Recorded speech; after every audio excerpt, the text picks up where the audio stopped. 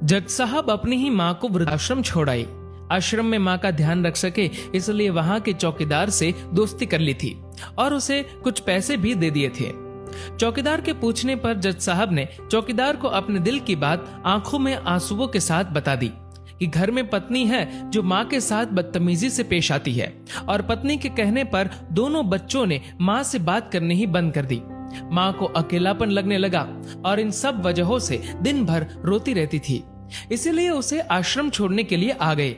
तो चौकीदार ने कहा, जज साहब आपके सामने सारे सबूत थे कि कौन सही और कौन गलत है, लेकिन अपनी ही माँ के साथ न्याय नहीं कर पाए तो औरों के साथ क्या न्याय करते होंगे आप। ये बात जज साहब के दिल को चुभ गई। चौकीदार की इतनी सी बात का इतना असर हुआ कि 2 रात नींद नहीं आई, 2 दिन से खाना नहीं खाया और कोर्ट भी नहीं गए। ऐसा लग रहा था जैसे एक चौकीदार ने जज साहब की दुनिया हिला दी हो। तीसरे दिन जज साहब अपने रूम से बाहर आए। पत्नी और बच्चे खाना लेकर इसी इंतजार में खड़े थे कि जज साहब कब खाना खाएंगे।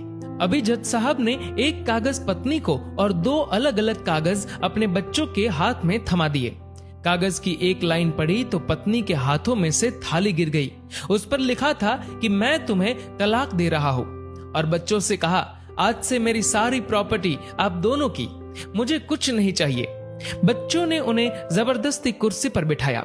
हाथ जोड़कर पैरों में गिरकर इन सब का कारण पूछा तो आंखों में आंसुओं के सैलाब के साथ जज साहब बोले कि मैं मेरी 65 वर्ष की माँ को आश्रम छोड़ के आया हूँ, अनजान लोगों के भरोसे छोड़ के आया हूँ, और आप सब कारण पूछ रहे हैं। हम लोगों को शर्म आनी चाहिए। रोज मेरे कोर्ट से आने के बाद माँ रोती थी कि बेटा प्लीज मुझे वृद्धाश्रम में शिफ्ट कर दो।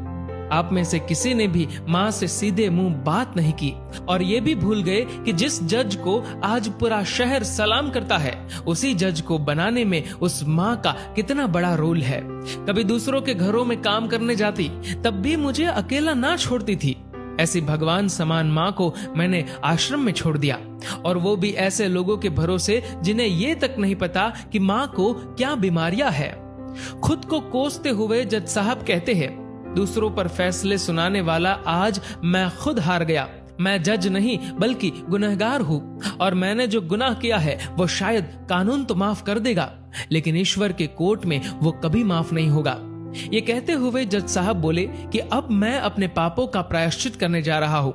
मैंने अपना सब कुछ आप लोगों को सौंप दिया है और अब अपनी माँ के साथ आश्रम में रहूंगा और उनकी सेवा करूंगा।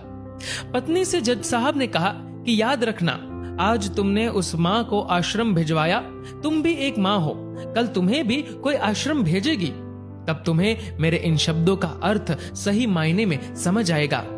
ये बोलकर जज साहब आश्रम के लिए चल दिए। आधी रात को चौकीदार भी जज साहब को देखकर चौंक गया। आश्रम के अंदर दाखिल हुए तो देखा माँ सो रही थी। करीब जाकर देखा तो पूरे परिवार की तस्वीर से लिपटकर रोते हुए माँ सो गई थी।